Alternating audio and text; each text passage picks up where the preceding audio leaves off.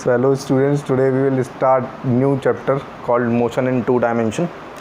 So देखिए, इस chapter को स्टार्ट करने से पहले मैं आपको कुछ पिछले चैप्टर्स का फटाफट से रिवीजन कराऊंगा, मतलब वेक्टर्स का स्पेशली। और मैं आपको एक एडवाइस देना चाहूँगा कि जो आपने मैथमेटिकल टूल्स पहले से पढ़ रखा है उसको प्लीज़ एक बार गो थ्रू हो लीजिए सारे चैप्टर्स में, है ना। स्ट्रेट लाइन, क्वाड्रेटिक इक्वेशन और डिफरेंशिएशन और जो है इंटीग्रेशन, एटलीस्ट इनके, और ट्रिग्नोमेट्री, एटलीस्ट इनके फॉर्मूले आपको बहुत अच्छे से याद होने चाहिए, है ना। क्योंकि अभी से जो चैप्टर्स, इससे पहले जो चैप्टर्स था मोशन इन वन डायमेंशन, और ये जो अब चैप्टर स्टार्ट हुआ है मोशन इन टू डायमेंशन, इसमें बहुत अच्छे से वो मैथमेटिकल टूल्स यूज़ होगा। और इनफैक्ट आगे हर चैप्टर जितने भी हम पढ़ेंगे उन हर चैप्टर में उनको मतलब उन चैप्टर्स का यूज़ होने वाला है बहुत अच्छे से, तो हल्का फुल्का नहीं, काफ़ी अच्छी तरीके से हम यूज़ करेंगे। तो जिन लोगों को कोई भी प्रॉब्लम हो आगे, अगर मान लीजिए हो सकता है किसी को बोले, कोई ऐसा सोचे कि हमको समझ नहीं रहा है कुछ टॉपिक, तो 100% आपका क्या रीज़न हो, मतलब उसका क्या आप सोच सकते हैं, क्या वजह है कि आपका मैथमेटिकल टूल्स अच्छा नहीं है। मैं अभी फिर से बोल रहा हूँ, जिन लोगों का मैथमेटिकल टूल्स अच्छा नहीं है उनको बहुत ही ज़्यादा प्रॉब्लम होगी इस चैप्टर में, ठीक है। हो सकता है बिल्कुल भी समझ में ना आए। तो first step is revise all your chapters of mathematical tools. और अगर आपने वीडियोस नहीं देखे हैं तो प्लीज़ टाइम निकाल कर देखिए उन वीडियोस को, ठीक है। तो लेट अस बिगिन। तो सबसे पहले मैं आपको वेक्टर्स से थोड़ा सा रिवाइज कराऊंगा। वेक्टर्स, ठीक है। वेक्टर को इस तरीके से रिप्रेजेंट करते थे, इसका इस तरीके से टेल होता था, ये हेड होता था, ये ए वेक्टर है तो माइनस ए वेक्टर एग्जैक्टली ऐसा होता था, ठीक है, उतने ही मैग्नीट्यूड का। इसके मैग्नीट्यूड को हम ऐसे रिप्रेजेंट करते थे। और अगर k टाइम्स ए वेक्टर लिखा हुआ है वेयर k इज़ कांस्टेंट, तो अगर ए वेक्टर ये है तो k टाइम्स ए वेक्टर क्या होगा, k a vector where k is the, मतलब इसका मैग्नीट्यूड क्या हो जाएगा, k इंटू ए। ये क्या होता है, मैग्नीट्यूड ऑफ वेक्टर, ठीक है। और ये क्या है, के ए वेक्टर, ये मैग्नीट्यूड ऑफ के ए वेक्टर हो जाएगा इसकी लेंथ। अगर के छोटा हुआ 1 से तो इससे लेंथ, ये लेंथ इससे छोटी हो जाएगी, और अगर के 1 से बड़ा हुआ तो ये लेंथ इससे बड़ी हो जाएगी, ठीक है। तो ये मैग्नीट्यूड ऑफ वेक्टर्स के बारे में हमने जाना। अब देखिए, दो वेक्टर्स हैं, सपोज करिए ए और b, a and B vector. तो मान लीजिए एक वेक्टर ए इस तरफ है और बी इस तरफ है, तो इसको हम क्या बोलते थे, ए वेक्टर प्लस बी वेक्टर, ठीक है। और इसका मैग्नीट्यूड क्या होता है, सपोज इन दोनों के बीच का एंगल थीटा है। वेक्टर्स के बीच का एंगल हम कैसे लेते थे, क्लॉक, मतलब टेल कनेक्ट करके या फिर हेड कनेक्ट करके, ठीक है। अगर ये वेक्टर और ये वेक्टर दोनों के बीच में अगर ये एंगल थीटा दे रखा है तो ऐसा नहीं बोलेंगे angle between vectors R is theta. Theta is not the angle between these two vectors. What is the angle, you have to connect tail और tail and head, either of these two things. या तो दोनों का tell connect करके निकालिए या दोनों का हेड कनेक्ट करके निकालिए। तो दोनों का टेल कनेक्ट करेंगे तो इसको आगे शिफ्ट कर सकते हैं, तो ये ऐसा हो जाएगा। आगे शिफ्ट कैसे कर लिया मैंने, क्योंकि वेक्टर का डायरेक्शन वही रखा मैंने और मैग्नीट्यूड भी वही रखा, तो सेम वेक्टर है ये दोनों, तो इसलिए मैंने शिफ्ट कर लिया। इससे फ़ायदा क्या हुआ, दोनों का टेल जॉइन हो गया। और अभी हम ये जो एंगल होगा इसको हम एंगल बिटवीन वेक्टर्स बोल सकते हैं, theta dash, this is 180 minus theta, ठीक है। So in above case angle between vectors is 180 minus theta, तो इसलिए यहाँ पर एंगल कितना हो जाएगा, थीटा। तो जब हम मैग्नीट्यूड निकालते हैं तो कितना आता है, under root of a square plus b square plus 2 mod A mod B cos theta.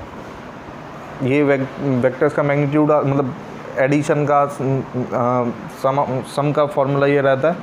जब हम सब्ट्रैक्शन करते हैं वेक्टर्स का तो क्या करते हैं, जैसे मान लीजिए A vector minus B vector आपको कैलकुलेट करना है, A vector minus B vector, तो इसको क्या लिखेंगे हम, A vector plus of minus B vector, ठीक है।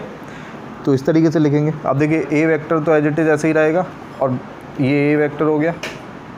जब हम सब्ट्रैक्शन करते हैं वेक्टर्स का तो इस तरीके से लिखेंगे सबसे पहले, और इस तरीके से लिखने के बाद ये दो वेक्टर्स का सम हो गया, एक तो ए वेक्टर एक माइनस बी वेक्टर। तो बी वेक्टर इस तरफ है तो माइनस के बी कैसा होगा, ये, या फिर इसको कैसे लिख सकते हैं, ठीक है। और इसी को कैसे लिख सकते हैं, इस तरीके से,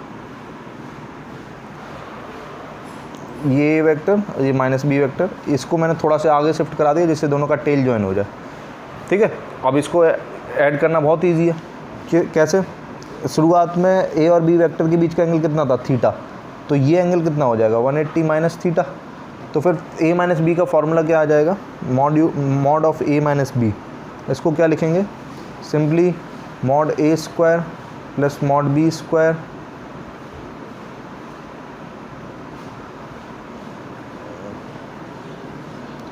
plus 2 mod A mod B cos of 180 minus theta. और कॉस ऑफ 180 माइनस थीटा क्या होता है, ये होता है माइनस ऑफ कॉस थीटा। तो यहाँ पर plus cos of 180 minus theta की जगह हम क्या लिखेंगे, कॉस ऑफ माइनस थीटा या फिर माइनस कॉस थीटा, सॉरी। तो यहाँ पर सिर्फ कॉस थीटा लिख दीजिए और यहाँ प्लस की जगह क्या आ जाएगा, minus. So this is the formula for subtraction of vectors. तो ये बहुत अच्छे से यूज़ होगा, इसलिए ये दोनों फॉर्मूले हमको याद होने चाहिए। ठीक है,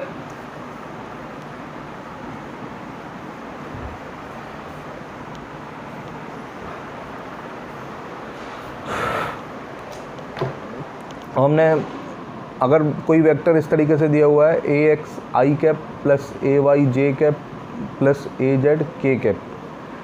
फॉर एग्ज़ाम्पल मान लीजिए कोई वेक्टर है ए, इसको ये दिया गया 3i cap plus 4j cap plus 5k cap. ठीक है, इस तरीके से। तो इसमें ए एक्स की वैल्यू कितनी है 3, ए वाई की वैल्यू कितनी है 4 और ए जेड की वैल्यू है 5। ठीक है, तो ये तीनों वैल्यूज़ पता चल गई हैं आपको। तो इसका मैग्नीट्यूड हम कैसे निकालते हैं, मैग्नीट्यूड किस तरीके से निकाला जाता है, under root of A x square plus A y square plus A z square. तो इस केस में मैग्नीट्यूड कितना हो जाएगा, देखिए 3 square plus 4 square plus 5 square. ठीक है, तो कितना आया इसका मैग्नीट्यूड, अंडर रूट ऑफ 50। ठीक है, या फिर 25√2। So this is the magnitude. अब देखिए यूनिट वेक्टर हम कैसे डिफाइन कर देते हैं, A vector by mod of A vector. ये हम पहले से पढ़ चुके हैं, इसलिए स्पीड थोड़ी तेज़ रख रहा हूँ ना, ये सब हम पहले से पढ़ चुके हैं, बस एक बार रिवाइज करा रहा हूँ, इसलिए स्पीड थोड़ी फास्ट है। इस तरीके से हम यूनिट वेक्टर कैलकुलेट करते थे। तो अब यूनिट वेक्टर देख लिया, अब हम देखते हैं प्रोडक्ट ऑफ वेक्टर क्या होता था, है ना। तो देखिए स्केलर प्रोडक्ट हम पढ़ते थे,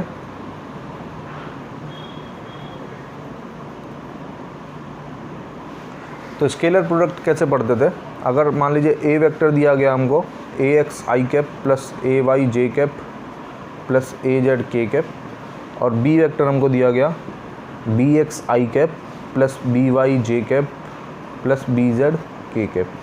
तो डॉट प्रोडक्ट हम कैसे निकालते थे, A dot B is equal to A x B x plus A y B y plus A z B z. ठीक है, इस तरीके से। और इसका दूसरा फार्मूला क्या होता था, mod A mod B cos theta, where theta is what, angle between A vector and B vector. ठीक है, इस तरीके से हम कैलकुलेट करते थे। अब देखिए इसका एक स्पेशल रिजल्ट क्या था, if A vector and B vector are perpendicular.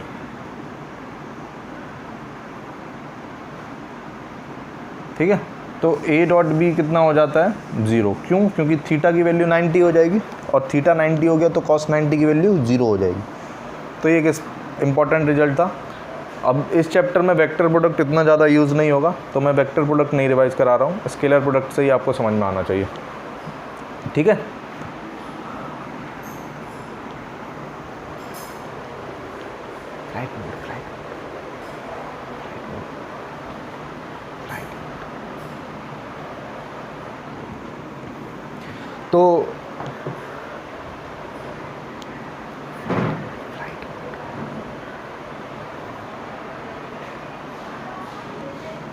तो देखिए वेक्टर प्रोडक्ट में नहीं रिवाइज करा रहा हूँ, डायरेक्टली हम मतलब इस इतना ही मतलब काफ़ी है रिवीजन जो आगे चैप्टर में यूज़ होगा।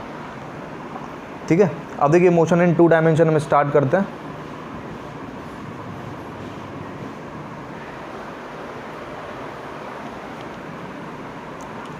तो देखिए सबसे पहले हम जो हमने मोशन इन 1 डायमेंशन में डेफिनेशंस देखी थी एक बार फिर से हम देखेंगे।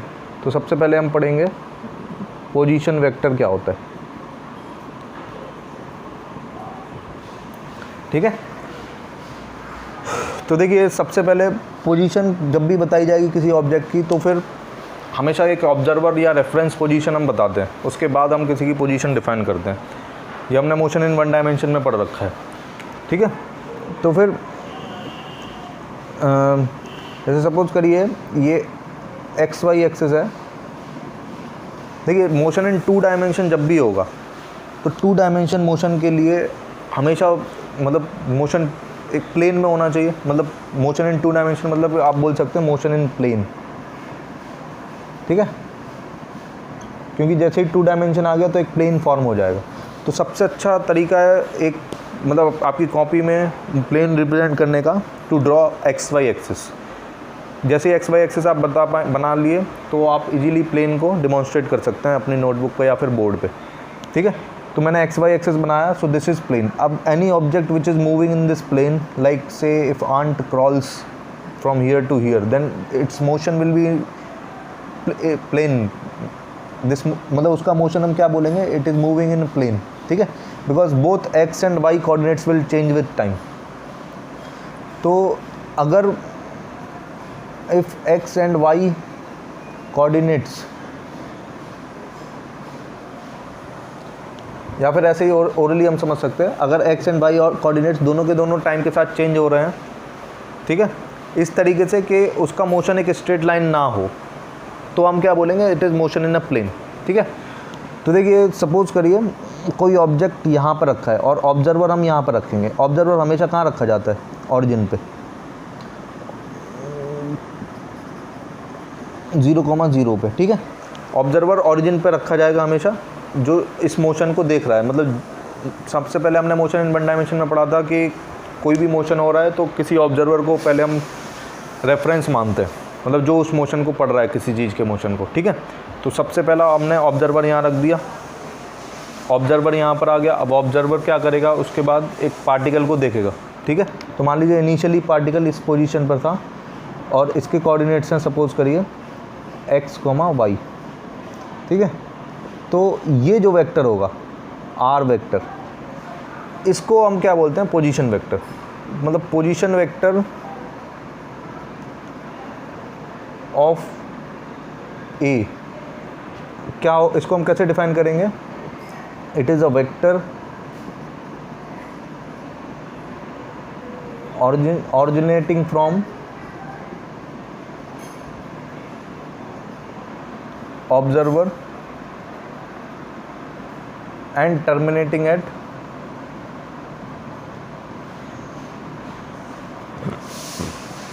its position।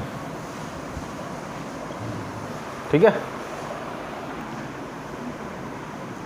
तो इस वेक्टर को हम क्या बोलेंगे, पोजीशन वेक्टर। तो देखिए इसको समझना ज़रूरी है। पोजीशन वेक्टर जब भी आपको निकाला जाए तो आप क्या, सबसे पहला स्टेप होगा, सबसे पहले आप क्या करेंगे, ऑब्जर्वर को देखेंगे, ऑब्जर्वर कहाँ पर है। ठीक है, तो अभी तो फ़िलहाल के लिए ऑब्जर्वर हमने ऑरिजिन पे बिठाया, तो उसका टेल ऑरिजिन पे होगा। देखिए मैंने लिखा है it is a vector originating from observer.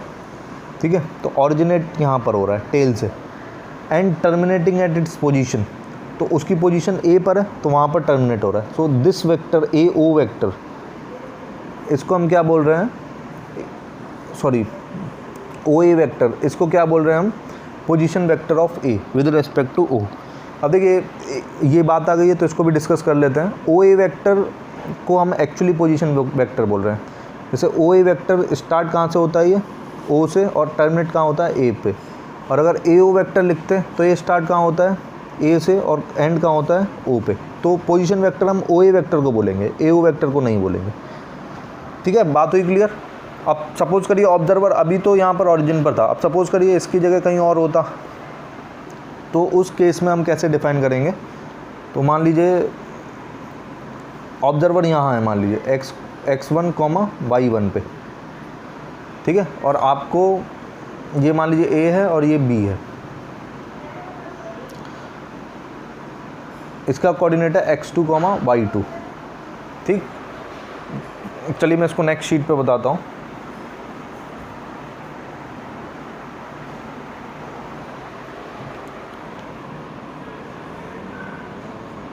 मान लीजिए एक पार्टिकल है ए जिसका पोजीशन वेक्टर है आर ए वेक्टर, और एक पार्टिकल है बी जिसका पोजीशन वेक्टर है आर बी वेक्टर, ठीक है।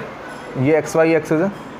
आपसे पूछा गया find position vector of B with respect to A, ठीक है। तो विद रेस्पेक्ट टू ए का क्या मतलब है कि ऑब्जर्वर इज ए, ठीक है, इज एट ए। जिसके भी रेस्पेक्ट में देखेंगे हम वही क्या हो जाएगा, ऑब्जर्वर, ठीक है। तो आपसे इस सवाल में क्या पूछा गया, find position vector of B with respect to A, मतलब ऑब्जर्वर ए है। तो मैंने बताया था अभी डेफिनेशन में कि जहाँ पर ऑब्जर्वर होता है वहाँ से स्टार्ट करता है, और जिसकी पोजीशन और जिसका हम पोजीशन वेक्टर निकालते हैं उसकी जो पोजीशन होती है वहाँ पर टर्मिनेट करता है। तो this will be known as position vector of A with respect to B, sorry position vector of B with respect to A. तो इसको लिखेंगे कैसे, इसको हम लिखेंगे आर मतलब पोजीशन ऑफ किसका, B with respect to A, इस तरीके से लिखेंगे, ठीक है। तो are B with respect to A, इसको पढ़ते कैसे हैं, position vector of B with respect to A, ठीक है। समझ में आई बात। अब देखिए इसको कैलकुलेट कैसे करेंगे, तो हमें बस नाम समझ में आ, देखिए ये सब चीज़ें इंपॉर्टेंट है, जो मैं बता रहा हूँ सब कुछ समझना है आपको, ठीक है। तो are B with respect to A क्या होगा, position vector of B with respect to A. ऐसे ही अगर आर ए ऐसे लिखा होता है, इसको कैसे रीड करते, position vector of A with respect to B. जो पहले लिखा होता है उसकी पोजीशन, और जो बाद में लिखा है उसके रेस्पेक्ट में, और जिसके रेस्पेक्ट में मतलब उस उधर ऑब्जर्वर है, ठीक है। चलिए इतना समझ में आ गया। अब इसको कैलकुलेट कैसे करेंगे, तो देखिए आर बी ए कैसे कैलकुलेट करेंगे। आप देखिए इस ट्राइंगल में देखिए, in triangle A O B, देखिए जैसे मैं यहाँ कर रहा हूँ ऐसे ही आपको भी करना आना चाहिए। कई जगह पर लिखना आता है डायरेक्टली, ठीक है। तो बिल्कुल सिंपल है, मैं आपको सॉल्व करने के लिए लिख कर दिखा रहा हूँ। ये सब आप ओरली भी कर सकते हैं अगर आप इसमें एक्सपीरियंस हो गए तो। अब देखिए कैसे लिखेंगे, अगर ओ ए वेक्टर और ए बी वेक्टर को मैं ऑब्जर्व करूँ तो देखिए यहाँ से यहाँ तक प्लस यहाँ से यहाँ तक, इन दोनों का सम बेसिकली क्या है, आर बी वेक्टर। क्योंकि कोई पार्टिकल यहाँ से स्टार्ट करे चलना, यहाँ तक पहुँचा, फिर यहाँ से यहाँ पहुँचा, so this plus this is equal to this. Triangle law से हम बोल सकते हैं, है ना। तो क्या लिखेंगे हम, O A vector plus A B vector is equal to what, O B vector. दिख रहा है आपको ये। तो देखिए डायग्राम से हम ये लिख सकते हैं। अब ओ ए वेक्टर, ये सारे वैल्यूज सब्स्टिट्यूट कर दीजिए। तो ओ ए वेक्टर कितना है, r A vector plus A B vector कितना है, r vector of B with respect to A is equal to r B vector. तो आर बी ए कितना आ गया,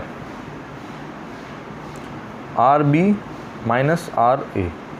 तो देखिए फॉर्मूला बन गया। जब भी ऐसा हो तो जो पहले है वो पहले, जो बाद में वो बाद में, माइनस साइन के साथ, ठीक है। इस तरीके से आप याद रख सकते हैं। ऐसे ही आप आर ए बी निकालेंगे, आर ए बी एग्जैक्टली इसका अपोजिट होता है, ठीक है। आर ए बी के लिए हम ये वाला वेक्टर यूज़ करेंगे, मतलब अभी हेड बी के साइड में और टेल ए के साइड में। जब आर ए बी लिखेंगे तब ए के साइड में हेड होगा और बी के साइड में टेल होगा। तो उसका फॉर्मूला कितना आएगा, एग्जैक्टली इसका opposite, r A minus r B. समझ में आया। अब देखिए एक दो क्वेश्चन और करके देख लेते हैं। तो ये इंपॉर्टेंट बात है जो हमको समझ में आ गई अभी। चलिए एक क्वेश्चन करके देखते हैं इस पर, सिंपल सा।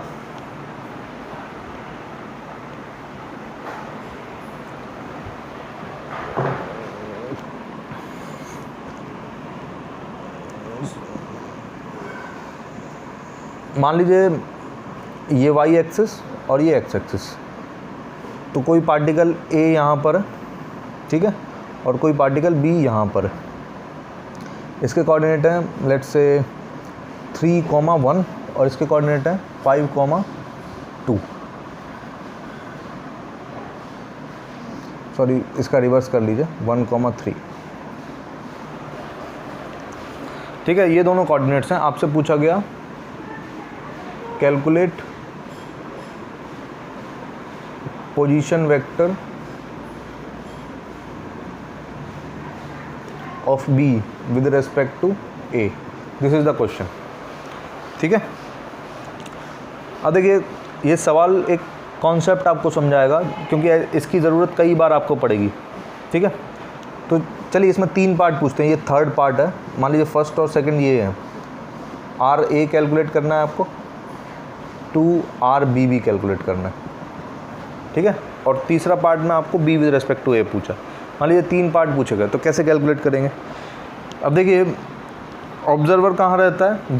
जब भी ऑब्जर्वर आपको नहीं बताया, जैसे आर ए फर्स्ट पार्ट है, इसमें ऑब्जर्वर आपको बताया ही नहीं गया कहाँ पर है, तो फर्स्ट पार्ट में आप क्या करेंगे, ऑब्जर्वर को कहाँ मान लें? जब भी ऑब्जर्वर स्पेसिफाई नहीं होगा तब आप कहाँ मान लेंगे? ऑरिजिन पे। ठीक है, ये बात नोट करने लायक है। जहाँ पर जब भी ऑब्जर्वर नहीं गिवन होगा तब आप ऑब्जर्वर कहाँ पर मानेंगे? ऑरिजिन पे। ठीक है, तो देखिए आर ए वेक्टर कैसे लिखेंगे आप? जब भी आपको मान लीजिए ए के रेस्पेक्ट में बी की पोजीशन निकालनी है, तो आप क्या करेंगे? 1 - 0 आई कैप प्लस 3 - 0 के कैप। मतलब अगर मान लीजिए ए, एक पार्टिकल ए ये है, इसके कोऑर्डिनेट है x1, y1, और एक पार्टिकल है बी, इसके कोऑर्डिनेट है x2, y2। ठीक है, अगर आपसे पूछा जाए position vector of B with respect to A, तो आप क्या करेंगे? बी के रेस्पेक्ट में ए का पूछा है तो x2 - x1 आई कैप, ठीक है, plus y2 - y1 J cap, इस तरीके से। समझ में आया? अगर बी के रेस्पेक्ट में ए के रेस्पेक्ट में बी की पूछी है, इसको कैसे पढ़ेंगे? Position of B with respect to A, जो बाद में लिखा है उसके रेस्पेक्ट में। तो अगर कोऑर्डिनेट्स दिए हो तो हम कैसे कैलकुलेट करते हैं पोजीशन वेक्टर्स? इससे पहले मैंने आपको वेक्टर डायग्राम बना के दिखाया था। अभी कोऑर्डिनेट्स दिए हुए हैं तब कैसे कैलकुलेट करते हैं वो सिखा रहा हूँ, है ना। दोनों काम में आते हैं, इसलिए इंपॉर्टेंट है समझना। तो कोऑर्डिनेट्स के टर्म्स में हम पोजीशन वेक्टर कैसे कैलकुलेट करते हैं, तो देखिए ये कॉन्सेप्ट है। ठीक है, इस तरीके से हम कैलकुलेट करेंगे। This is the concept. अगर 2 पॉइंट्स दिए हैं आपको ए और बी, दोनों के कोऑर्डिनेट्स पता है, अगर आपको बी का पोजीशन वेक्टर ए के रेस्पेक्ट में निकालना है, ठीक है, तो आप क्या करेंगे? जो पहले है उस वाले कोऑर्डिनेट से जिसके रेस्पेक्ट में उसका माइनस करिए। जो पहले है वो पहले आएगा, जो बाद में है वो बाद में आएगा, और सब्ट्रैक्ट करके आई कैप, जे कैप, के कैप की तरह लिख दीजिए। ठीक है, एक्स के साथ आई कैप, वाई के साथ जे कैप। समझ में आया? अगर जेड होता तो के कैप भी आ जाता। So this is the concept. Now using this concept let us calculate all these questions.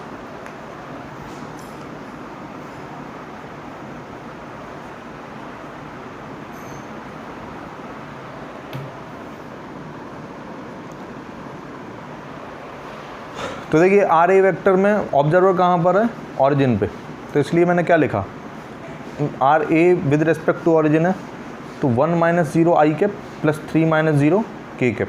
ठीक है, यहाँ पर with respect to O hidden लिखा हुआ है। जब भी ऑब्जर्वर नहीं दिया हो तो आपको समझना है ऑरिजिन पर है ऑब्जर्वर, तो इसलिए मैंने नहीं लिखा ये, और नहीं भी लिखा रहेगा किताबों में भी, इसलिए इस तरीके से ही लिख रहे हैं। तो 1 - 0 आई कैप प्लस 3 - 0 के कैप, तो कितना आया? आई कैप प्लस 3, सॉरी यहाँ पर जे आएगा, जे कैप। समझ में आए? ये फर्स्ट पार्ट हो गया। अब आप सेकंड पार्ट खुद से करके देख सकते हैं। आर बी वेक्टर कितना हो जाएगा? 5 - 0 आई कैप प्लस 2 - 0 के कैप, सॉरी जे कैप। कितना हुआ? 5i plus 2j। अब देखिए ये मैं आपको सब्ट्रैक्ट करके दिखा रहा हूँ। अगर आपको कोऑर्डिनेट पता हो तो आप ओरिजिनली बता सकते हैं। जैसे मान लीजिए यहाँ 3 4 होता सपोज, तो आप डायरेक्टली क्या बोलते हैं इसका पोजीशन वेक्टर ऑरिजिन के रेस्पेक्ट में? 3i cap plus 4j cap, इस तरीके से। ठीक है, तो सेकंड पार्ट हो गया। अब थर्ड पार्ट कैलकुलेट करते हैं। तो थर्ड पार्ट में आपसे पूछा गया है calculate position vector of B. तो पहले लिखिए इसको, है ना, position vector of B with respect to A, यही पूछा गया है। जो जिसका पोजीशन वेक्टर वो पहले और जिसके रेस्पेक्ट में वो बाद में। तो कैलकुलेट करते हैं। तो अभी हमने जस्ट फार्मूला कैलकुलेट किया था, आर बी माइनस आर ए। ठीक है, या तो आप ये फार्मूला यूज़ कर लीजिए या फिर डायरेक्टली अभी मैंने जो कॉन्सेप्ट बताया उससे कर सकते हैं। तो देखिए आर बी माइनस आर ए से कैसे होगा, आपके पास आर बी भी है और आर ए भी है, तो आप सब्ट्रैक्ट करके कैलकुलेट कर सकते हैं 5i + 2j, ठीक है, माइनस i - 3j, तो कितना आ जाएगा 4i - j। So this is the answer. एक तरीका तो ये है, दूसरा कैसे, दूसरा किस तरीके से कर सकते थे आप, 5 - 1 i cap, 5 - 1 i cap plus 2 - 3 j cap, तो आप यही मिल जाएगा आपको, है ना। 5 - 1 4 and 2 - 3 is -1। So both ways you can calculate. तो अभी तक मैंने पोजीशन वेक्टर क्या होता है, कैलकुलेट कैसे करते हैं, ये सिखाया है। It is very important and it is asked in so many places, it is used in so many places, ठीक है। तो हमें पहली डेफिनेशन समझ में आ गई। अब चलिए और डेफिनेशन देखते हैं।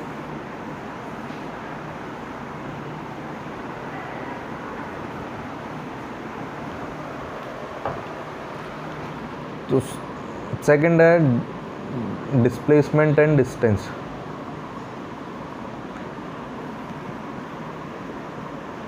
ये हम पहले से पढ़ चुके हैं 1 डायमेंशन के लिए, एक बार 2 डायमेंशन के लिए वापस से देख रहे हैं। तो सपोज़ करिए ये फिर से XY प्लेन,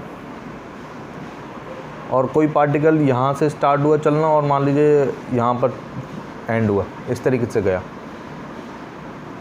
ठीक। तो ये A पॉइंट है और ये B पॉइंट है।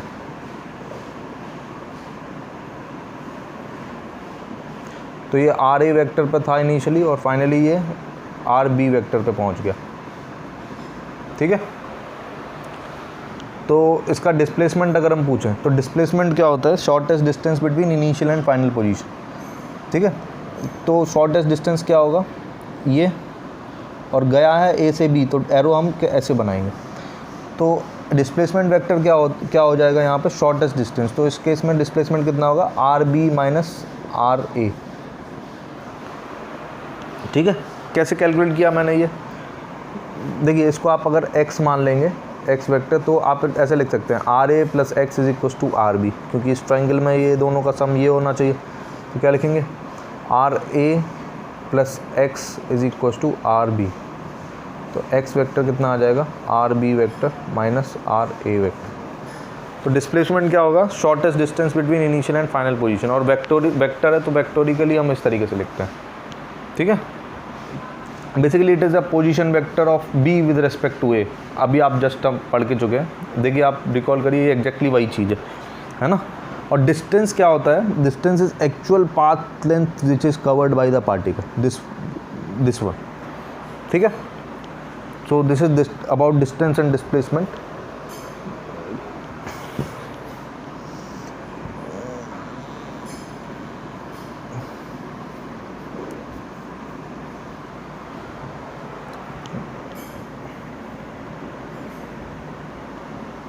नाउ अब हम पढ़ेंगे वेलोसिटी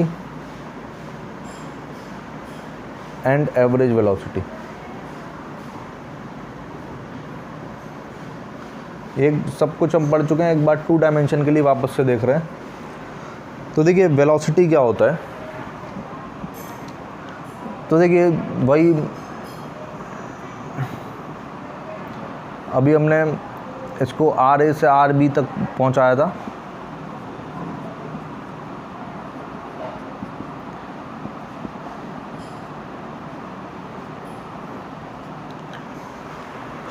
तो देखिए डिस्प्लेसमेंट वेक्टर क्या हुआ था, V वेक्टर को हम बोलते हैं differentiation of RB with respect to A by dt, मतलब rate of change of displacement with time, ठीक है। वेलोसिटी क्या होता है, rate of change of displacement with time.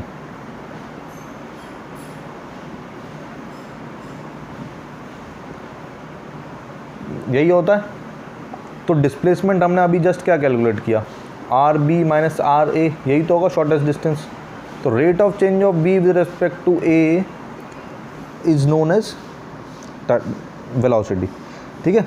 ये टर्म जो ब्रैकेट में लिखा हुआ है ये क्या है, डिस्प्लेसमेंट, ठीक है। इसलिए हम क्या बोल रहे हैं, rate of change of displacement with time, this is known as velocity. So this velocity is instantaneous velocity. इसको पहले लिख सकते हैं, देखिए क्या लिखेंगे, आर बी ए को हमने अभी क्या लिखा, just r fine, sorry suppose इसके कोऑर्डिनेट्स भी आपको दिए हुए हैं। चलिए पहले इस चलिए ठीक है, कोऑर्डिनेट्स वाइज ही लिखते हैं। इसके कोऑर्डिनेट है मान लीजिए x2, y2 और इसके कोऑर्डिनेट है लेट्स से x1, y1। तो आर बी ए कितना हो जाएगा, x2 minus x1 I cap plus y2 minus y1 J cap. ठीक है, तो देखिए इसको या फिर ऐसा भी लिख सकते हैं, delta X I cap plus delta Y J cap, change in position basically. A से बी तक गया तो change in position in X कितना हुआ, डेल्टा एक्स मतलब x2 माइनस x1। ऐसे change in position in Y क्या होगा, y2 माइनस y1। इस डेल्टा को मैंने बताया था डिफरेंशिएशन पढ़ाते वक्त, डेल्टा का मतलब होता है चेंज। ठीक है, तो आप क्या लिख सकते हैं, देखिए D of x2 minus x1 by d T I cap plus D of y2 minus y1 by d T J cap. ठीक है, तो इस टर्म को आप क्या लिख सकते हैं, वी एक्स आई कैप प्लस वी वाई जे कैप। ठीक है, इस तरीके से बस मैंने मैथमेटिकली लिख कर दिखा दिया है, एकदम सिंपल सी चीज़ है।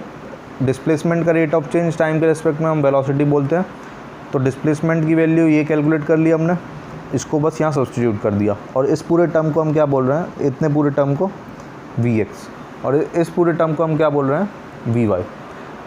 समझ में आया? तो वेलोसिटी के भी अभी दो कंपोनेंट हो गए, क्योंकि 2 डायमेंशन है। इससे पहले वाले चैप्टर में क्या था, केवल एक कोऑर्डिनेट था, एक्स या फिर वाई। तो इसलिए हम क्या बोल रहे थे, मतलब सिर्फ एक्स टर्म आ रहा था या फिर वाई टर्म आ रहा था, तो वो मोशन इन 1 डायमेंशन था। चलिए इस पर एक क्वेश्चन करके देख लेते हैं।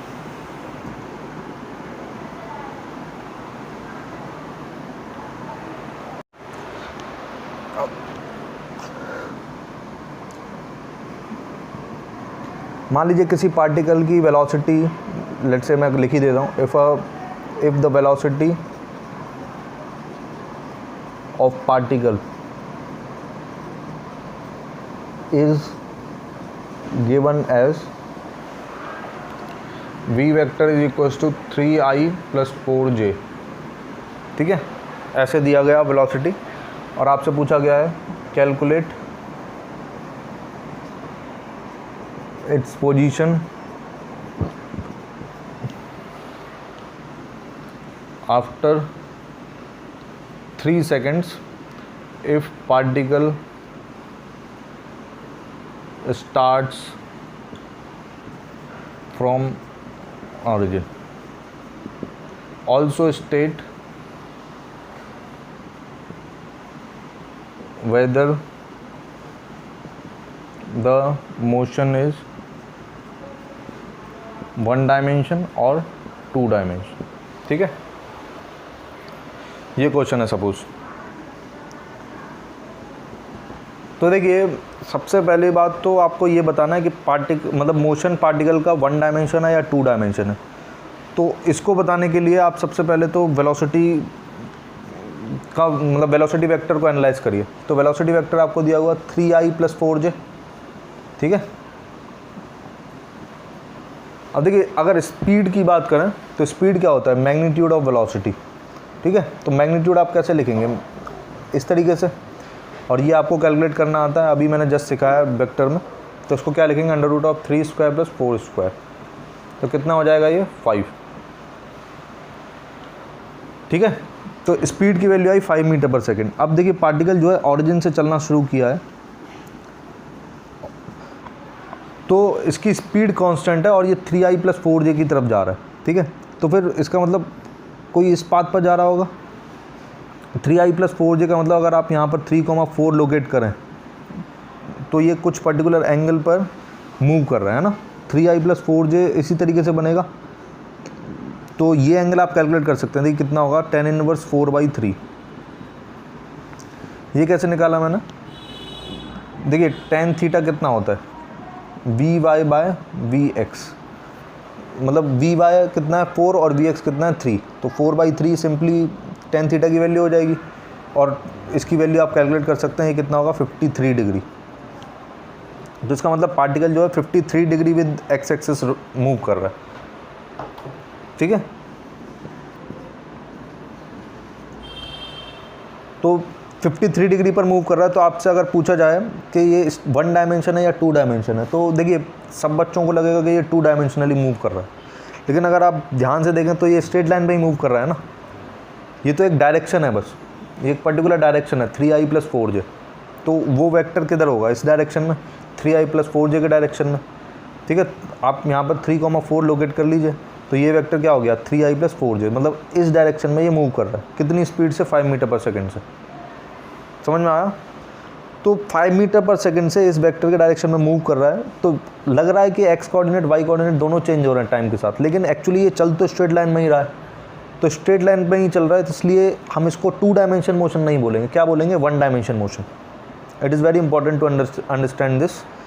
देखिए एक्स और वाई कोऑर्डिनेट दोनों चेंज हो रहे हैं टाइम के साथ, लेकिन क्योंकि स्पीड कांस्टेंट है और इसका डायरेक्शन फिक्स है, मतलब 5 metre per second in the direction of this vector, so it is moving only in straight line, not in a plane। अगर आप इस मोशन को एक पाथ, मतलब इसका पाथ ट्रेस आउट करेंगे तो आपको एक स्ट्रेट लाइन मिलेगी, एक प्लेन नहीं मिलेगा।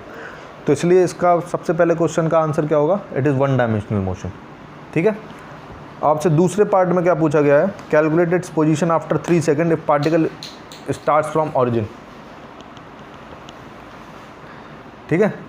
3 सेकंड के बाद पार्टिकल कहाँ पर होगा। तो देखिए इस पाथ पे चल रहा है, तो आप इस लाइन की इक्वेशन भी निकाल सकते हैं, ठीक है। कैसे निकालेंगे, चलिए देखिए इक्वेशन के बिना भी सॉल्व कर सकते हैं। देखिए वी एक्स की वैल्यू कितनी है 3 मीटर पर सेकेंड और वी वाई की वैल्यू कितनी है 4 मीटर पर सेकेंड।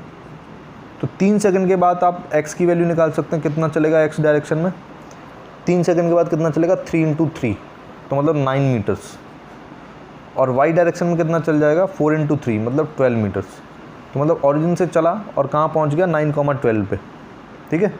0,0 से 9,12 पे पहुँच गया। तो क्या पूछा गया आपसे, आप पोजीशन आफ्टर 3 सेकंड, तो आप क्या लिखेंगे 9i + 12j। समझ में आया। तो देखिए बेसिकली जब भी 2 डायमेंशन मोशन होगा तो बेसिकली उसमें 2 सवाल एक ही क्वेश्चन में पैक किए जाते हैं। आपने अभी तक क्या किया था, वहाँ एक क्वेश्चन सॉल्व किया था, बस आपको वेलोसिटी 3 दे रखी होती थी और आपसे 3 सेकंड के बाद उसका पोजीशन पूछ लिया जाता था। अब हमने क्या किया है, वेलोसिटी हमने 2 डायमेंशनल के जैसे लिखी है, लेकिन है वो एक्चुअली 1 डायमेंशन ही। 2 डायमेंशन की जैसे कैसे, क्योंकि आई और जे दोनों के टर्म्स अपीयर हो रहे हैं उसके एक्सप्रेशन में। तो आप ऐसे सवालों में क्या करेंगे, एक्स डायरेक्शन की वेलोसिटी से आप एक्स कोऑर्डिनेट कैलकुलेट करेंगे, वाई डायरेक्शन की वेलोसिटी से आप वाई कोऑर्डिनेट कैलकुलेट करेंगे। तो इसे वी एक्स की वैल्यू कितनी है 3 metre per second, we Y की वैल्यू कितनी है 4 मीटर पर सेकेंड। तो 3 सेकंड के बाद आपसे पोजीशन पूछिए, तो एक्स डायरेक्शन में कितना चल लेगा वी एक्स × टी, तो 3 × 3 तो कितना आया 9 मीटर। ऐसे ही वाई डायरेक्शन में कितना चल लेगा 4 × 3 तो कितना आया 12 मीटर। मतलब शुरुआत में ऑरिजिन पर था और बाद में कहाँ पहुँचा 9,12 पे। तो पोजीशन वेक्टर आप क्या लिखेंगे 9i + 12j। समझ में आया ये क्वेश्चन। चलिए बाकी क्वेश्चंस मैं डीपीपी में सेंड करूंगा, उसमें आप मतलब उसमें क्वेश्चन सॉल्व करके देखिएगा। अब हम नेक्स्ट टॉपिक पर प्रोसीड करते हैं।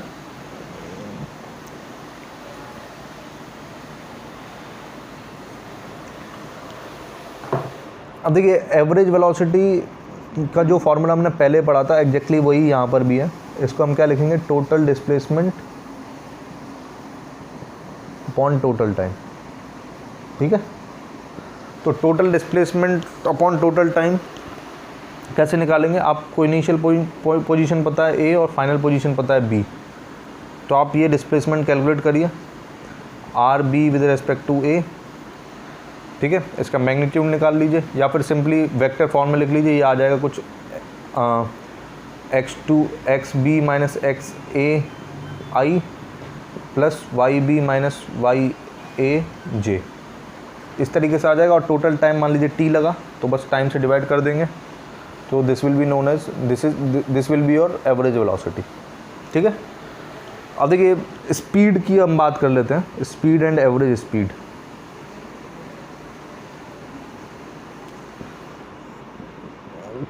तो स्पीड बेसिकली क्या होता है, speed is nothing but the magnitude of velocity.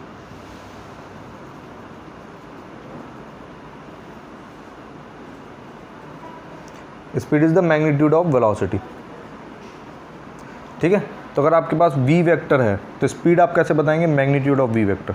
जैसे अगर मान लीजिए वेलोसिटी दे रखी है vxi प्लस vyj, तो स्पीड कितनी होगी, मैग्नीट्यूड ऑफ दिस, मतलब under root of vx square plus vy square. समझ में आया। जैसे वेलोसिटी अगर इससे पहले वाले सवाल में 3i प्लस 4j दे रखी थी, तो हमने स्पीड कितनी निकाली थी, मैग्नीट्यूड ऑफ v मतलब 5।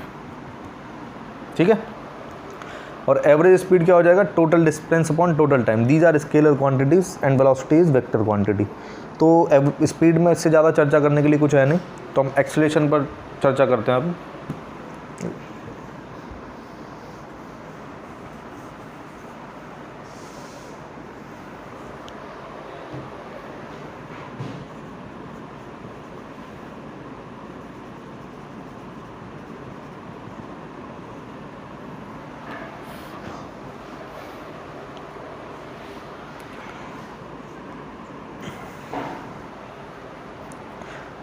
अब देखिए एक्सेलरेशन का डेफिनेशन हमने वन डायमेंशन के लिए ऑलरेडी पढ़ रखा है। तो एक्सेलरेशन को हम कैसे डिफाइन करते हैं, it is rate of change of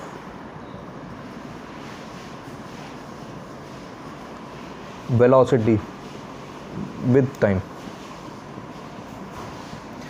ठीक है, it is rate of change of velocity with time.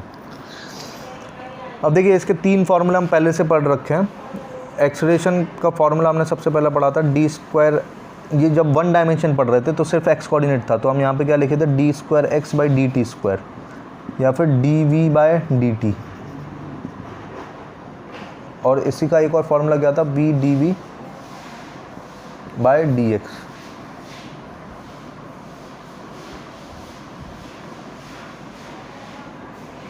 ठीक है, इस तरीके से था। अभी क्योंकि 2 डायमेंशन है तो फिर यहाँ पर हम x की जगह क्या लिखेंगे, r लिखेंगे, मतलब पोजीशन आ जाएगा d square r by d t, या फिर डी वी, मतलब ये सिर्फ वी एक्स था पहले, अभी यहाँ पर क्या हो जाएगा, टोटल वेलोसिटी हो जाएगा, या फिर v d v by d x. ठीक है, तो बस इसमें x की जगह r आ जाएगा और vx की जगह v, और जहाँ पर भी मतलब x कोऑर्डिनेट है वो सब का सब प्लेनर मोशन में कन्वर्ट हो जाएगा। ठीक है, अब देखिए इसके डायरेक्टली क्वेश्चंस हम स्टार्ट करते हैं सॉल्व करना, तो उससे आपको ज़्यादा क्लैरिटी आएगी। तो चलिए मैं थोड़े थोड़े सिंपल क्वेश्चन देता हूँ पहले।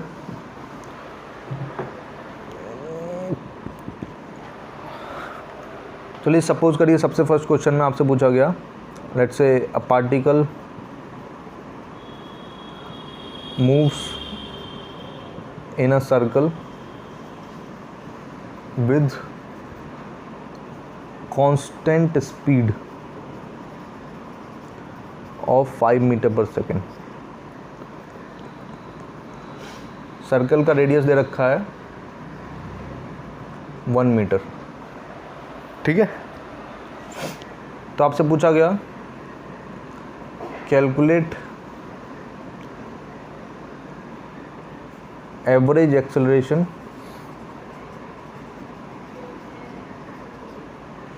of the particle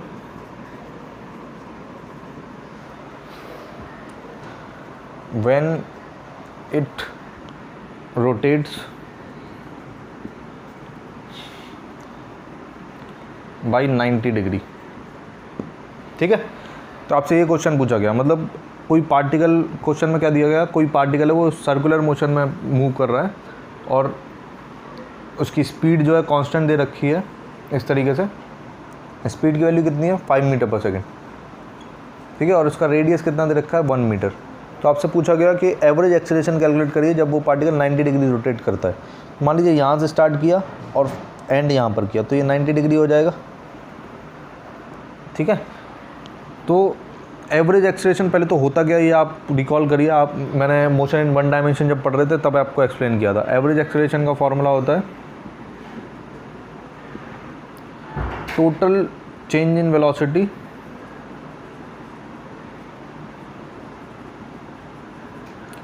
upon total time, मतलब delta V vector upon delta T. ठीक ठीक है। तो delta B vector upon delta T. अब देखिए डेल्टा टी कैलकुलेट करना इजी है, वो सिंपली डिस्टेंस अपॉन स्पीड से आ जाएगा, लेकिन डेल्टा बी वेक्टर आपको वेक्टोरिकल एडिशन या सब्ट्रैक्शन से कैलकुलेट करना पड़ेगा। तो कैसे कैलकुलेट करेंगे ये मैं आपको समझा रहा हूँ।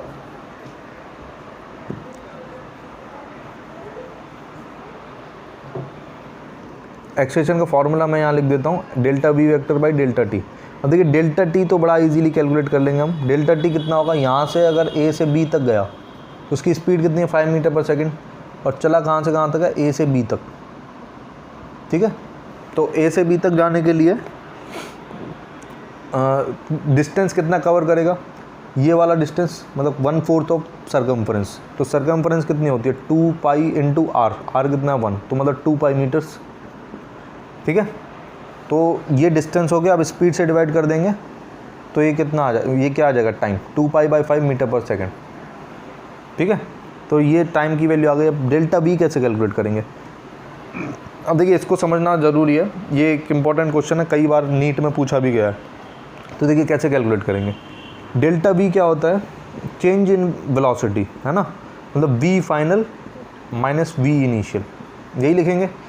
अब बेसिकली ये दो वेक्टर्स का सब्ट्रैक्शन है, तो पहले आपको दोनों वेक्टर ड्रॉ करने पड़ेंगे, एंगल निकालना पड़ेगा, तब आप वेक्टर सब्ट्रैक्शन का जो फॉर्मूला हमने अभी रिवाइज़ किया वो यूज़ करेंगे, ठीक है। तो कैसे यूज़ करेंगे चलिए देखते हैं।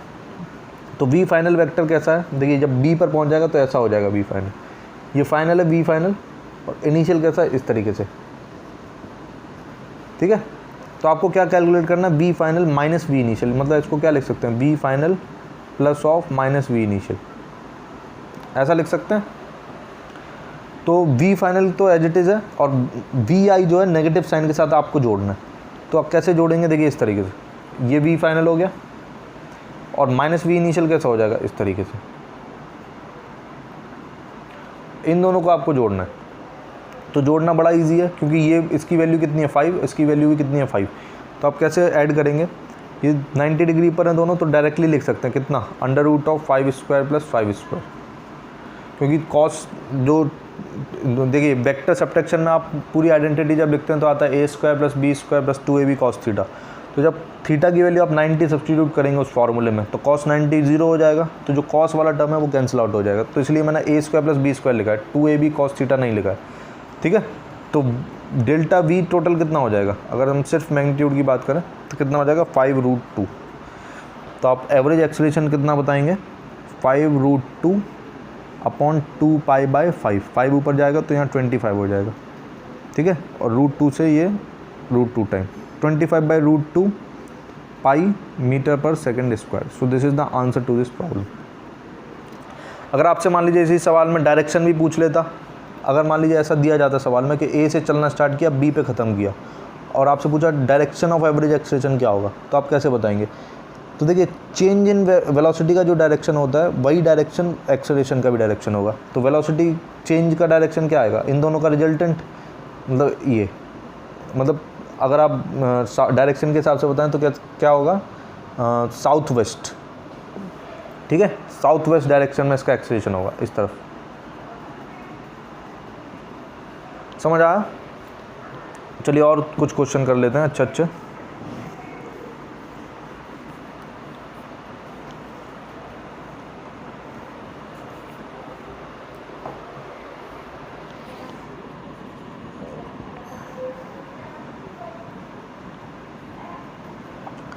सपोज़ करिए आपको वेलोसिटी किसी पार्टिकल की दी है इस डायरेक्शन में, इसकी वैल्यू है 5 मीटर पर सेकेंड, और एक्सेलरेशन ऐसा दिया है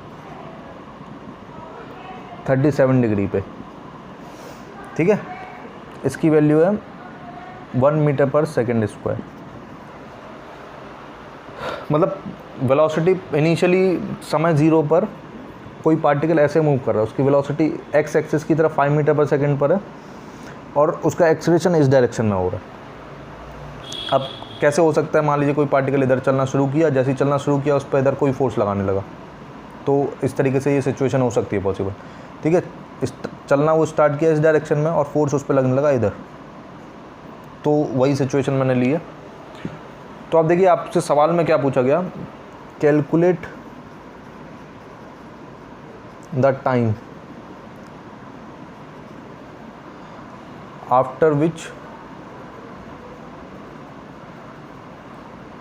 द वेलोसिटी इज मिनिमम। देखिए ये काफ़ी अच्छा क्वेश्चन है। आपसे पूछा गया कि वो समय कैलकुलेट करिए कि उस समय पर वेलोसिटी मिनिमम हो जाए, है ना। अब देखिए वेलोसिटी मिनिमम करने के लिए आपको मतलब अगर आप डायरेक्टली सोचना स्टार्ट करें रैंडमली कि b की वैल्यू लिखेंगे 5i कैप, a की वैल्यू लिखेंगे मतलब वेक्टोरिकली, तो फिर हो सकता है आपको बहुत ज़्यादा कैलकुलेशन करनी पड़ जाए, क्योंकि डिफरेंशिएशन वगैरह के लिए आपको इक्वेशन भी पहले डिराइव करनी पड़ेगी और फिर आप डिफरेंशिएट वगैरह करके सॉल्व करेंगे। So that is quite lengthy procedure. तो देखिए अगर आप थोड़ा सा इसको ऑब्जर्व करें तो अगर मैं इस एक्सेलरेशन की कंपोनेंट कर लूँ, ठीक है, या फिर वेलोसिटी की कंपोनेंट कर लूँ दो डायरेक्शन में, एक तो इससे परपेंडिकुलर और इससे एक पैरेलल, ये आपको समझ में आएगा जब आप सॉल्यूशन सुनेंगे ऐसा मैंने क्यों किया। तो देखिए ये एंगल कितना है 37 डिग्री वर्टिकली अपोजिट होने के कारण, तो ये कितना हो जाएगा 5 cos 37, ठीक है। तो cos 37 की वैल्यू कितनी होती है, tan 37 की वैल्यू होती है 3/4।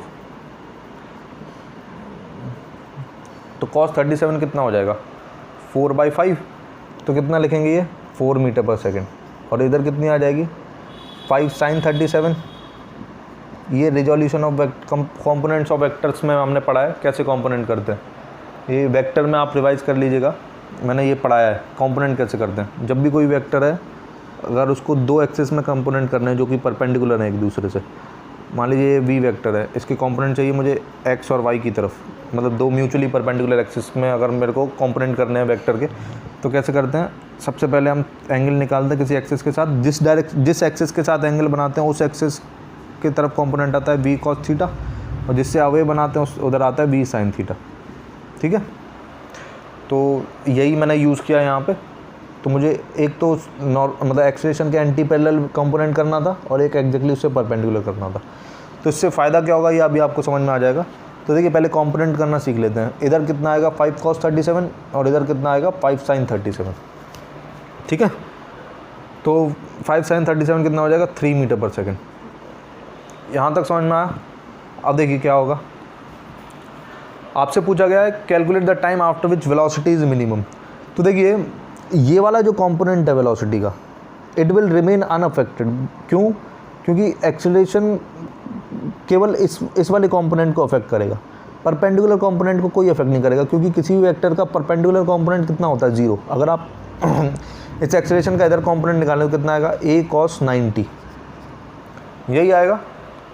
तो a cos 90 कितना होता है 0, तो मतलब इस एक्सेलरेशन का इस पर कोई असर नहीं होगा, केवल इस वाले कंपोनेंट पर असर होगा, ठीक है। तो देखिए अगर आप चाहते हैं कि वेलोसिटी मिनिमम हो जाए, तो वेलोसिटी मिनिमम कब होगी, जब उसका ये वाला कंपोनेंट 0 हो जाए, ठीक है। देखिए इस कंपोनेंट पे तो कोई असर नहीं पड़ने वाला है, ये कंपोनेंट एज इट इज़ रहेगा। तो मिनिमम कब होगी, जब ये वाला कंपोनेंट 0 हो जाए। समझ में आई बात। तो ये कंपोनेंट 0 करने पर समय कितना लगेगा ये आप बहुत इजीली कैलकुलेट कर सकते हैं, क्योंकि इसकी इनिशियल वेलोसिटी कितनी दे रखी है, u = 4 दे रखा है और v = आपको 0 करना है, और a की वैल्यू कितनी है -1। तो फर्स्ट इक्वेशन ऑफ मोशन से आप इजीली कैलकुलेट कर सकते हैं 0 = v = u + at से। तो v कितना है 0 और u कितना है 4 -1 × t मतलब -t, तो t कितना आ गया 4 सेकेंड्स, ठीक है। So it is little tricky question, मतलब आपको समझना था पहले। अब देखिए ऐसा मैंने क्यों कराया, मतलब वेलोसिटी के कंपोनेंट क्यों किए, मैंने एक्सेलरेशन के कंपोनेंट क्यों नहीं किए। तो देखिए एक्सेलरेशन के कंपोनेंट करने से कोई फ़ायदा नहीं है ना, क्योंकि वेलोसिटी मतलब कुछ भी आप रिजल्ट हासिल नहीं कर सकते। लेकिन अगर आप वेलोसिटी के कंपोनेंट करेंगे तो उससे इजी क्या हो जाएगा कि आप ये निकाल सकते हैं कि ये जो कंपोनेंट एक्सेलरेशन के अलोंग आएगा वो 0 कितने समय के बाद हो रहा है, ये कैलकुलेट करना बहुत ईजी है। और जो कंपोनेंट उससे परपेंडिकुलर आएगा उसको कैलकुलेट करना थोड़ा सा टफ है, ठीक है। तो आई होप आपको ये प्रॉब्लम समझ में आया। चलिए एक दो क्वेश्चन और करके देख लेते हैं।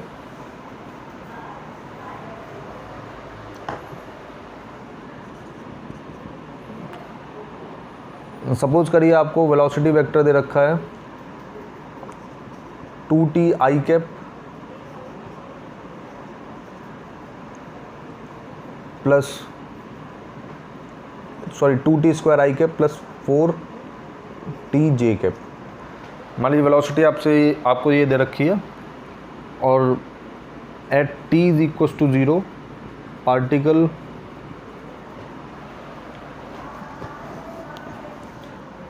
Was at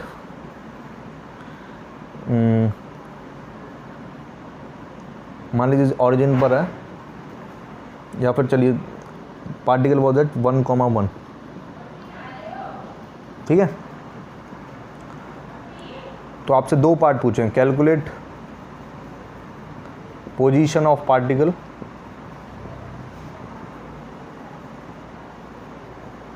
eight t is equal to 2 seconds, और दूसरा पार्ट पूछा है कैलकुलेट एक्सेलरेशन ऑफ पार्टिकल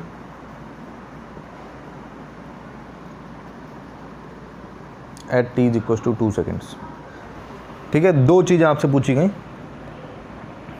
अब देखिए कैसे कैलकुलेट करेंगे। देखिए वेलोसिटी इज इक्वल टू होता है d r by d t, ठीक है, और एक्सेलरेशन होता है d v by d T.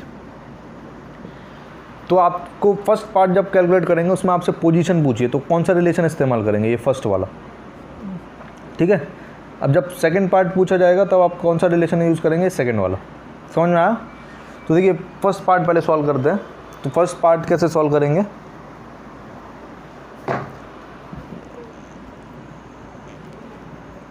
देखिए आपको वेलोसिटी वेक्टर दे रखा है 2t square i cap plus 4t j cap, ठीक है आपसे, और आपको इनिशियली पोजीशन कहाँ पर है वो भी दे रखी है, t इज इक्वल टू 0 पे वो पार्टिकल 1,1 पर था।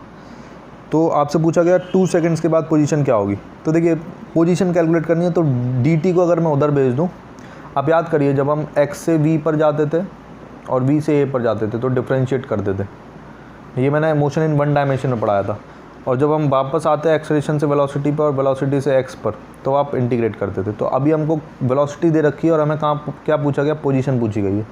तो वेलोसिटी से हम x तक आ रहे हैं, तो फिर आपको क्या करना पड़ेगा, इंटीग्रेट। तो उससे मुझे समझ में आ रहा है इंटीग्रेट करना पड़ेगा, तो dt को हम इधर भेजेंगे क्योंकि 2t स्क्वायर वाले टर्म इधर है, t वाले टर्म इधर है, तो t एक साइड करेंगे। तो देखिए कितना आएगा,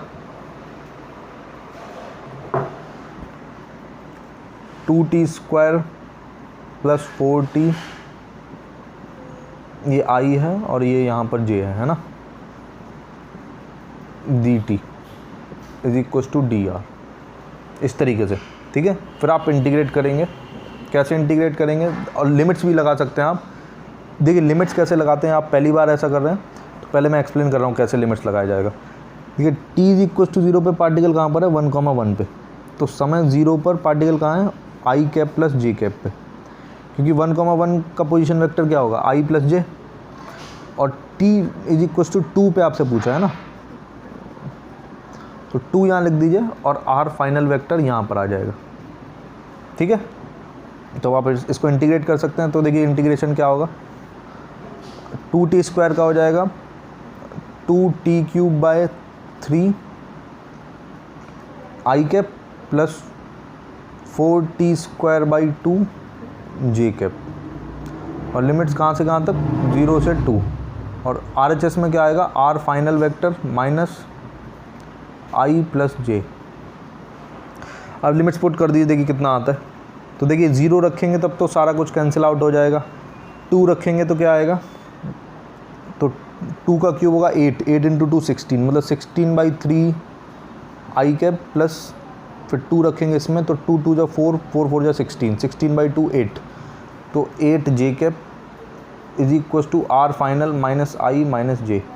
तो आर फाइनल की वैल्यू कितनी आ जाएगी, 16 बाई 3 प्लस 1, मतलब 19 बाई 3 आई कैप, और एक इधर आ जाएगा तो कितना आ जाएगा, plus 9 J cap. So this is the final position vector. तो देखिए आपको मोशन इन 1 डायमेंशन कॉन्सेप्ट भी थोड़े से याद रहेंगे तो आपको ज़्यादा ईजी लगेगा, ठीक है। तो वेलोसिटी वेक्टर दे रखा है 2 D R vector plus D T vector, और सॉरी वेलोसिटी का हम फॉर्मूला जानते हैं D r by d t, और आपको वेलोसिटी का एक्सप्रेशन दे रखा है 2t स्क्वायर आई प्लस 4t जे। तो बस सिंपली मैंने क्या किया, वेरिएबल सेपरेट करा लिए। इससे फ़ायदा क्या होगा, आप इंटीग्रेट करने के एक्सप्रेशन को ईजिली मतलब अचीव कर पाएंगे। और फिर इंटीग्रेट कर दिया मैंने, और finally we got r f vector as 19/3i + 9j। So this is first part. अब देखिए सेकेंड पार्ट कैसे कैलकुलेट करेंगे।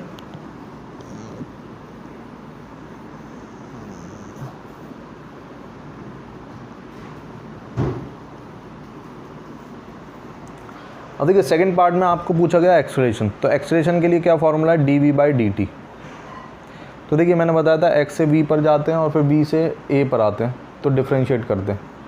तो आपको वेलोसिटी दिया गया है और आपको एक्सेलरेशन पूछा है, तो वेलोसिटी से a तक जाने के लिए आपको क्या करना पड़ेगा, डिफ्रेंशिएशन। ठीक है, तो डिफ्रेंशिएट कर दीजिए इसको। देखिए क्या आएगा, d(2t²i + 4tj/dt। इसको कैलकुलेट कर लीजिए, देखिए कितना आता है, 4ti + 4j। ठीक है, और समय 2 पे पूछा है तो वैल्यू रख दीजिए। ये किसी भी टाइम पर एक्सेलरेशन का एक्सप्रेशन है। तो a at 2 seconds कितना हो जाएगा, 8 मतलब 8i + 4j। So this is the answer. तो देखिए डिफ्रेंशिएशन करना था इस वाले क्वेश्चन में, तो ये थोड़ा सा इजी आपको लग रहा हो क्योंकि बच्चों को डिफ्रेंशिएशन ज़्यादा इजी लगता है एज़ कम्पेयर टू इंटीग्रेशन। ठीक है, चलिए अभी है ना ये वेरिएबल एक्सेलरेशन का क्वेश्चन लिया है। एक कांस्टेंट एक्सेलरेशन का और क्वेश्चन देख लेते हैं।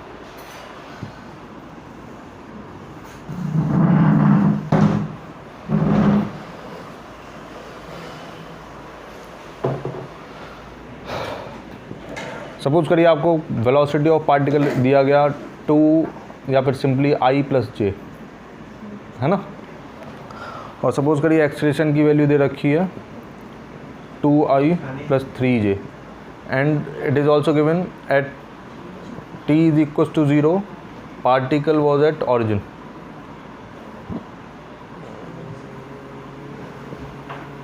ठीक है, t = 0 पे पार्टिकल ऑरिजिन पर था। आपसे पूछा गया कैलकुलेट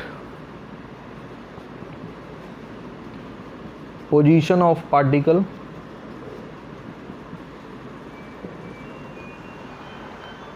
आफ्टर 3 seconds। ठीक है, पोजीशन वेक्टर। तो अब देखिए जब भी 2 डायमेंशन मोशन का केस हो तो आप अलग अलग x और y में अलग अलग एनालिसिस करिए, है ना।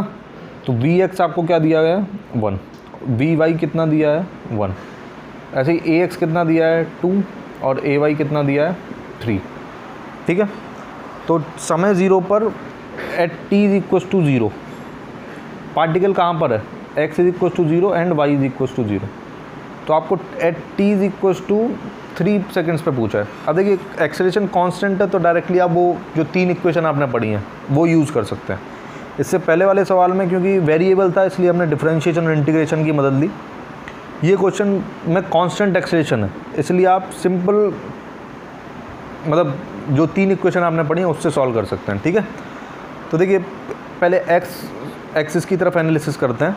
तो समय 3 पर x की वैल्यू क्या होगी, देखिए s = क्या होता है, ut + ½ at²।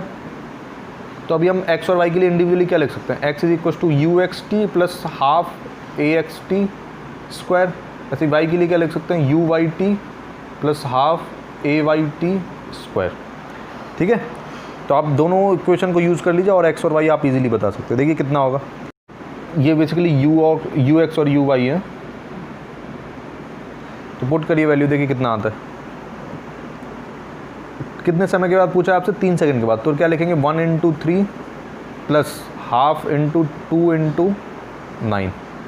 कितना आया ये 2 कैंसिल हो जाएगा, 9 × 3 12, तो 12 मीटर्स। ऐसे ही y जब आप लिखेंगे तो 1 × 3 + ½ × 3 × 3² मतलब 9। ठीक है, तो कितना आएगा, 27/2 + 3 मतलब 33/2 मतलब कितना, 16.5 मीटर्स।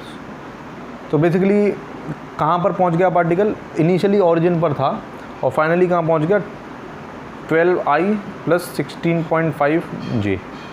अगर आपसे डिस्प्लेसमेंट पूछा जाता है इसी सवाल में, ये आर फाइनल वेक्टर आया है ना, मैं यहाँ पर लिख देता हूँ r final vector is equal to 12i plus 16.5j, ठीक है, 12i प्लस 16.5j। अब देखिए इसी क्वेश्चन में अगर आपसे डिस्प्लेसमेंट पूछा जाता, calculate displacement of particle in 3 seconds, first 3 seconds, तो आप क्या बताते? Displacement in first 3 seconds.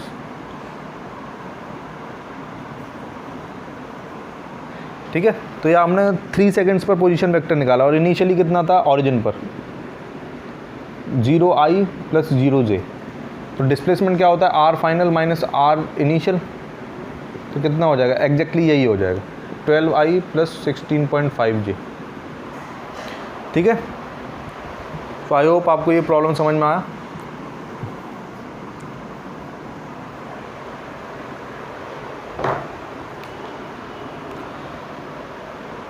अब देखिए आपको एक इम्पॉर्टेंट बात मैं बताना चाहता हूँ एक्सेलरेशन के बारे में।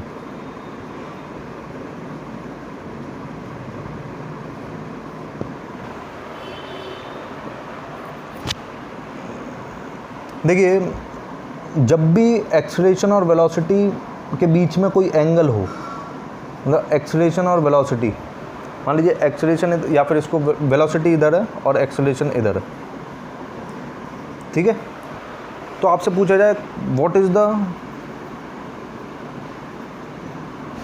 पाथ ऑफ पार्टिकल, मतलब शेप ऑफ पाथ, है ना, शेप पूछी जाए, मतलब कैसा होगा, स्ट्रेट लाइन में चलेगा या सर्कल में चलेगा या पैराबोला में चलेगा, ये कैसे चलेगा शेप ऑफ पार्टिकल। तो इसके 2 ही आंसर हो सकते हैं। मतलब जब भी एक्सेलरेशन कांस्टेंट दिया जाए आपको, एक्सेलरेशन इज कांस्टेंट, ये जब एक्सेलरेशन कांस्टेंट है ये तभी के लिए है ना, जब भी एक्सेलरेशन कांस्टेंट दिया जाए तो 2 केस पॉसिबल हैं, या तो एक्सेलरेशन और वेलोसिटी मतलब पैरेलल या एंटी पैरेलल हो जाए, मतलब ये केस या फिर ये वाला केस, या फिर इनिशियल वेलोसिटी 0 हो जाए और एक्सेलरेशन कुछ भी हो, किधर भी हो, मतलब इस डायरेक्शन में, इस डायरेक्शन, किसी भी डायरेक्शन में इनिशियल वेलोसिटी 0, ये 3 केस है ना, first, second and third, when initial velocity 0 and a is constant. तो देखिए एक केस ये है और एक दूसरा केस ये है। तो इस केस में जब भी एक्सेलरेशन और वेलोसिटी एंगल पर होंगे तो हमेशा पाथ कैसा आएगा? पैराबोला, ठीक है, हमेशा पैराबोला आएगा। और ये 3 केस कभी भी हों तो पाथ कैसा आएगा? स्ट्रेट लाइन, ठीक है। अब ये केस पैराबोला कैसे आता है ये मैं आपको नेक्स्ट लेक्चर में समझाऊंगा। और स्ट्रेट लाइन कैसे होगा ये तो आप मोशन अंडर ग्रेविटी में पढ़ चुके हैं। देखिए अगर एक्सेलरेशन इस डायरेक्शन में, वेलोसिटी इस डायरेक्शन में, तो फिर ये इधर जाएगा पहले और थोड़े समय के बाद रुक जाएगा और फिर वापस इधर चलना शुरू करेगा। इस केस में क्या होगा? इधर ही एक्सेलरेशन है तो इधर ही चलता रहेगा, कॉन्स्टेंटली स्पीड इसकी बढ़ती रहेगी। और इस केस में क्या है? इनिशियली स्पीड 0 है तो एक्सेलरेशन कांस्टेंट है, तो जिस डायरेक्शन में एक्सेलरेशन होगा उस डायरेक्शन में स्पीड बढ़ती रहेगी, ठीक है। तो इस केस में स्ट्रेट लाइन और इस केस में पैराबोला। तो आपको ये याद रखना है, it is very important concept. जब भी एक्सेलरेशन कांस्टेंट दिया जाए, है ना, ये कब लगा है? जब एक्सेलरेशन कांस्टेंट है।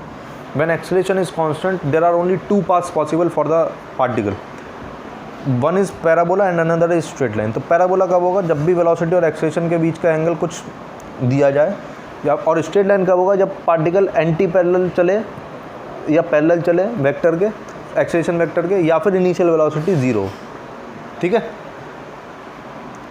So rest we will study in next lecture. Thank you very much.